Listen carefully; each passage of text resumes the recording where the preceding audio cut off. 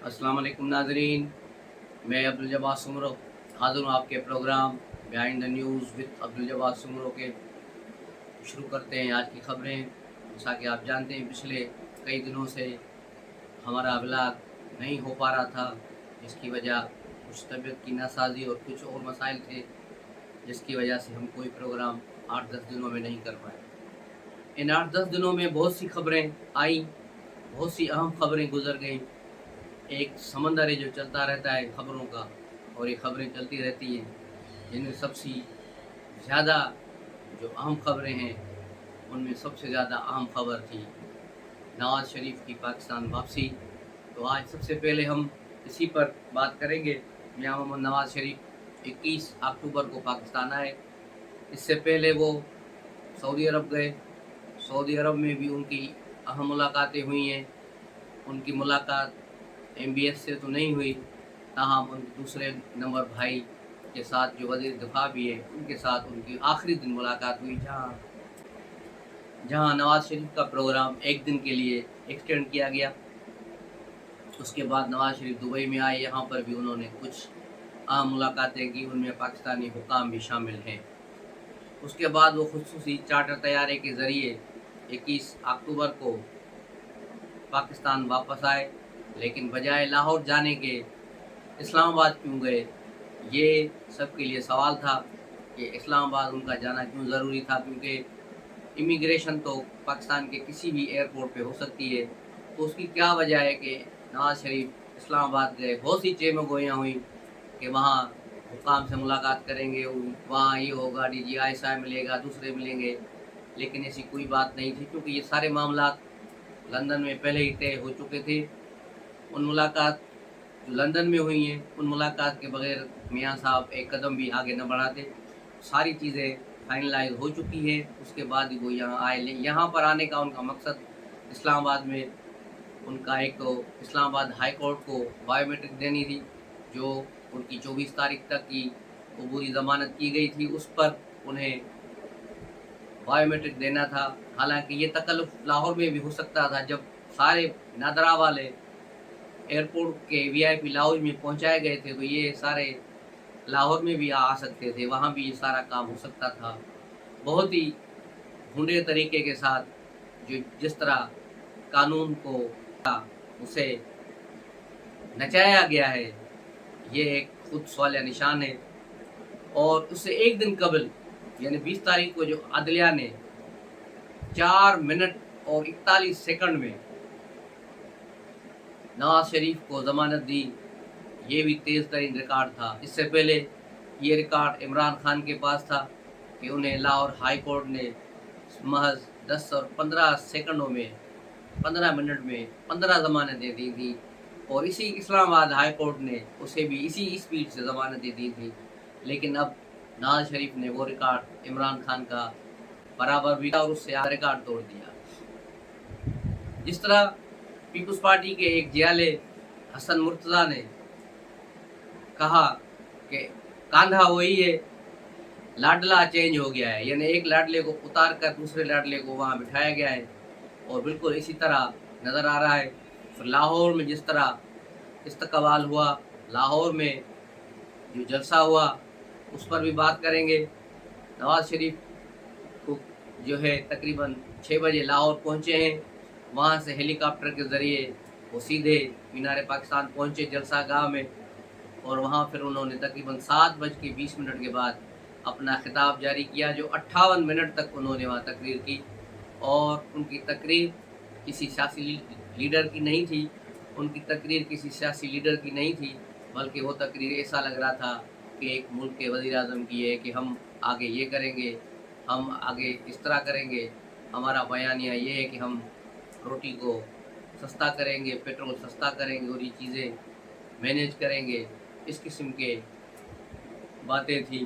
ताहम उसने किसी भी किस्म का इंतकाम लेने की जो पॉलिसी बयान पहले जारी किया था लंदन में, उसको लपेट कर कहीं रख दिया, क्योंकि उन्हें कहा गया था कि अगर ये बयानिया इंतकाम का लेकर चलेंगे तो फिर पाकिस्तान में आपकी कोई गुंजाइश नहीं। इसलिए इमरान खान ये सारी नवाज़ शरीफ ने फिर ये बयानिया अपना ख़त्म किया। और इसके लिए खसूसी तौर पे शहबाज शरीफ जो एक दिन कबल ही पाकिस्तान आए थे, वापस लंदन चले गए थे दूसरे दिन समझाने के लिए कि भाई इस तरह न करो, इस तरह करोगे तो फिर हमारे इक़्तिदार की मंजिल बहुत दूर हो जाएगी। तो फिर नवाज शरीफ को बात समझ में आ गई और उन्होंने भी कहा कि हाँ, और इसलिए उनकी तकरीर में कहीं भी ऐसा कोई लफ्ज़ नज़र नहीं आया गालिब के अशार के अलावा, लेकिन वो अधूरी बात थी, कोई भी बात उन्होंने खुलकर नहीं की। लेकिन उनकी पूरी 58 मिनट की तकरीर में कहीं भी आइन, जमहूरियत, इलेक्शन की कोई बात ही नहीं थी, न इंतखाबात की कोई बात थी, बल्कि यूँ कहा जाए कि जिस तरह मौलाना फजल रहमान ने भी कहा कि फौरी इंतखाबात नहीं होने चाहिए, तो मुस्लिम लीग ने भी तकरीबन उसी की तायद कर दी कि इंतखाबात नहीं होने चाहिए। तो अब इंतखाबात की मंजिल नज़र नहीं आ रही, इंतखाबात की मंजिल बड़ी दूर नज़र आ रही है। नवाज शरीफ के इस्तकबाल पर मुख्तलिफ तज्ज़िये हैं, मुख्तलिफ बातें हैं कि इस तरह हो गया, जलसा नाकाम था, जलसा कामयाब था। मुस्लिम लीग नून के हवाले कह रहे हैं कि पाकिस्तान की तारीख का बहुत बड़ा जलसा था, जबकि पीटीआई वाले कह रहे हैं कि ख़िलाफ़ जलसा था। लेकिन हम उन मुबस्सिरीन की राय को ज़रूर अहमियत देंगे जो दरमियान में चलते हैं और ज़्यादातर पीएमएल नून की ही हिमायत में व्लॉग वगैरह करते हैं और ख़बरें देते हैं। उनमें मंसूर अली ख़ान का नाम नुमाया है, हम उनकी बात को भी अहमियत देंगे। उन्होंने अपने व्लॉग में कहा कि जलसे में 80,000 से लेकर 1 लाख के करीब लोग थे, अंदर और बाहर मिला के। बिल्कुल ऐसा ही था। हमें भी जो विजुअल्स देखे सोशल मीडिया पर, जो हमने जलसा का कवरेज देखी है मुख्तलिफ टीवी चैनल्स पर, ख्वाह उसमें सारे प्रोग्राम देखे, लेकिन कहीं भी ये बात नज़र नहीं आई कि जलसा कोई बहुत ही बड़ा था। हाँ, 2011 में जो इमरान खान ने जलसा किया था, ये लगभग उसके बराबर जलसा था, या उससे थोड़ा बड़ा होगा या थोड़ा कम होगा, लेकिन इससे ज़्यादा नहीं था। माफ़ करना। बाज़ अफराद इसे मोहतरमा बेनज़ीर भुट्टो के 1986 वाले जलसे से भी कंपेयर करने की कोशिश कर रहे थे, लेकिन ये अहमकों में जन्नत में जो रहने वाले लोग हैं, इस तरह का कोई जो शो नज़र नहीं आया। उस दिन पूरा लाहौर अमन आया था 10 अप्रैल 1986 को। पूरा पाकिस्तान तो था ही था, लेकिन लाहौर की हर गली, हर कूचा बेनज़ीर भुट्टो का ज्याला बन के बाहर निकल आया था। लेकिन इस बार ऐसा कुछ नज़र नहीं आया, न किसी गलियों में न कहीं रश था, न कहीं कुछ था। महज वही रूट जो थे जहाँ बसें और वगैरह आई, जिन जिन रूट से जलसे को लाया गया, मुख्तलिफ शहरों से लोग आए, वही लोग थे। मीनार पाकिस्तान था और बाहर जो आज़ादी पुल बनी हुई है मीनार पाकिस्तान के बाहर, वहाँ रश थी। दाता दरबार की साइड पर कुछ लोग थे और यही टोटल थी। और जो जलसे की पीक थी वो यही थी जब नवाज शरीफ साहब तकरीर कर रहे थे। तो उस वक्त का अंदाज़ा लगाया जाए तो जलसे में लगभग 80,000 से 1 लाख अफराद मौजूद थे, जबकि नवाज शरीफ के करीबी हामी जो हैं, जो ब्लागर हैं, जो उनसे टूट कर मोहब्बत करते हैं, उन्होंने भी जलसे में 2 लाख से ज़ायद अफराद को नहीं बताया। तो ये बात बिल्कुल क्लियर और आया है कि जलसे में बड़ी मुश्किल से 1 लाख लोग जमा हो पाए। लेकिन ये भी एक अच्छा शो था, क्योंकि मुस्लिम लीग वाले अंदर से बड़े डरे और सहमे हुए थे कि शायद 50,000 लोग भी जमा न हों। इसलिए उन्होंने अंदाज़न 40,000 के करीब ही कुर्सियाँ लगाई थी। तो पता नहीं ये कुर्सियाँ भरेंगी या नहीं, लेकिन जलसा उनकी तवक्को से बड़ा कामयाब था। और मुस्लिम लीग के हवाले से देखा जाए तो ये कामयाब जलसा था और लाहौर के बड़े जलसों में इसको शुमार किया जा सकता है। तो ये आज की जलसों की बात थी। उसके बाद तकरीर के बाद नवाज शरीफ जो है रायबरेली चले गए, और कल भी वो रायबरेली में उन्होंने मुख्तलिफ लोगों से मुलाकातें की, सियासी लीडर उनसे मिलने आए, अवामी नेशनल पार्टी के रहनुमा गुलाम बलोर भी उनसे मिलने आए, उनकी खातिर तवाज़ा की गई और बहुत सी सियासी मामलात पर बातचीत की गई। नवाज शरीफ की बात जो उन्होंने ख़वातीन के हवाले से जलसे में की थी, उस पर भी बड़ी तनकीद हो रही है कि ये नवाज शरीफ ने यही एक बात जो है बिलो द बेल्ट की, बाकी सारी जो चीज़ें थी एक मुदब्बर के तौर पर थी और एक मुंझे हुए सियासतदान की तरह थी। नवाज शरीफ जो इससे पहले 6 साल पहले था, उससे बिल्कुल ही नवाज शरीफ मुख्तलिफ था। उनकी आवाज़ में वो घन गरज वो बात नहीं थी, बल्कि एक पुरसुकून अंदाज में उनकी तकरीर थी। جس کو سب لوگوں نے اچھی طرح دیکھا۔ اس کے بعد کس طرح نواز شریف کو ریلیف دیا گیا ہے۔ اب 24 تاریخ کو ان کی جو عبوری ضمانت ہوگی، اس کے بعد دیکھا جائے گا کہ 24 تاریخ کو کیا ہوگا، لیکن پہلے ہی بات یہ طے ہے کہ 24 تاریخ کو بھی یہی ہوگا جو 21 تاریخ سے پہلے ہوا ہے، یعنی وہی ضمانتیں ہوں گی۔ درخواستیں داخل ہو رہی ہیں ان پر، تو یہ یوں سمجھیں کہ 2018 کا دوبارہ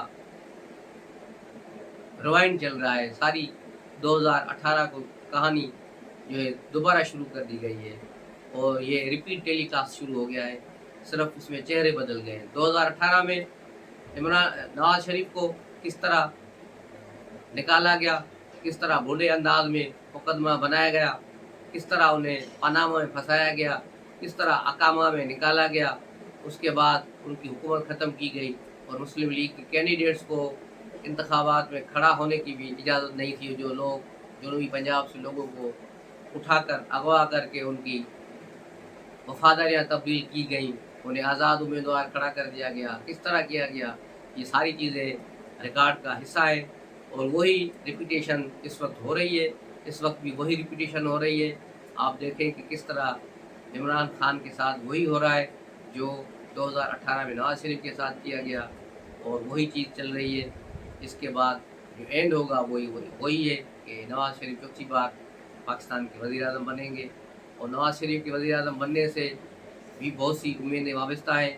آصف علی زرداری نے بڑی کوشش کی کہ کسی طرح سے بھی بلاول بھٹو کو وہ وزیر اعظم دیکھیں، لیکن آگے سے انہیں جواب دے دیا گیا کہ ایسا نہیں ہو سکتا، کیونکہ ہمیں ایک سینئر قیادت کی ضرورت ہے، کیونکہ پاکستان اس وقت جن مشکلات میں گھرا ہوا ہے، وہاں کسی نوجوان کی ضرورت نہیں ہے، وہاں کسی سیاستدان، سینئر سیاستدان، تجربے کار شخص کی ضرورت ہے۔ تو آصف زرداری نے کہا کہ اس کے لیے تو پھر میں ہی کافی ہوں، میں بھی تجربے کار ہوں، لیکن کہا گیا کہ نہیں، کیونکہ نواز شریف کے سعودی عرب کے ساتھ ڈیل ہو چکی ہے، نواز شریف کو سعودی عرب پیسے دے گا، چائنا بھی اس سے کمفرٹ ہے، اسی لیے فی الحال آپ سائڈ میں بیٹھے رہیں۔ تو یوں پیپلز پارٹی کو باقاعدہ مکمل جواب دے دیا گیا ہے، اور اسے اب اسی رول میں رکھا جائے گا جو رول اسے 2018 میں دیا گیا تھا۔ ایک 5 سال کے لیے پھر پیپلز پارٹی پرانے سندھ کے جو ہے رول میں کھیلے گی، اس کے علاوہ مرکز میں ہو سکتا ہے انہیں کچھ تھوڑا بہت حصہ مل جائے۔ تو یہ صورتحال ہے۔ تاہم مولانا فضل الرحمان کی 500 انگلیاں گھی میں ہیں، کیونکہ کے پی سے انہیں اچھی خاصی سیٹیں ملیں گی، سینیٹ سے بھی ملیں گی، اس کے بعد وہ نواز لیگ کے جو ہے حمایتی ہوں گے، اور وہی سیٹ اپ جو شہباز شریف کا سیٹ اپ تھا وہی سیٹ اپ کنٹینیو کرے گا، اسی کی طرح کے لوگ ملیں گے، لیکن اس بار مسلم لیگ نون کو سادہ اکثریت حاصل ہوگی، انہیں کسی قسم کی بلیک میلنگ اور پریشانی سے نکالا جائے گا۔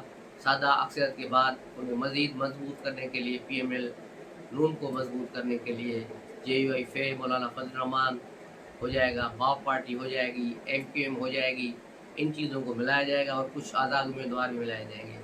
اس کے بعد بھی اگر ضرورت ہوئی تو پھر شاید پیپلز پارٹی کو بھی زحمت دی جائے، ادروائز یہ سیٹ اپ اسی طرح چلے گا۔ عمران خان کا فیصلہ ہونے جا رہا ہے۔ عمران خان پر آج اڈیالہ جیل میں فرد جرم عائد کر دی گئی ہے، سائفر کیس میں شاہ محمود قریشی اور عمران خان دونوں پر، اور اس کے بعد اب دیکھا جائے گا کہ یہ مقدمہ بڑی تیزی سے چلے گا۔ اس کے علاوہ فوجی عدالتوں کا کیس بھی سپریم کورٹ میں ہے، اور کل باقاعدہ سپریم کورٹ کو انفارم بھی کر دیا گیا گورنمنٹ کی طرف سے کہ فوجی ٹرائل شروع ہو چکے ہیں، اور فوجی ٹرائل جن لوگوں کے خلاف ہو رہے ہیں ان میں بھی 9 افراد نے سپریم کورٹ میں فریق بننے کی درخواست دے دی، اور کہا ہے کہ ان کے مقدمات فوجی عدالتوں میں چلائے جائیں، سول عدالتوں میں نہ چلائے جائیں، ہمیں فوجی عدالتوں پر اعتماد ہے۔ یہ ایک بڑی دلچسپ صورتحال پیدا ہو گئی ہے، کیونکہ جن افراد پر سول عدالتوں میں مقدمے چلیں گے، سول عدالتوں میں جو دفعات داخل کی گئی ہیں ان کے مطابق ان کو 14 سال قید یا موت کی سزا بھی ہو سکتی ہے، جبکہ فوجی عدالتوں میں جو چل رہے مقدمے ان کی سزا 5 سے 7 سال ہوگی۔ تو اب تقریباً 9 افراد نے باقاعدہ سپریم کورٹ سے بھی رجوع کر لیا ہے۔ تو یہ صورتحال ہے آج کی۔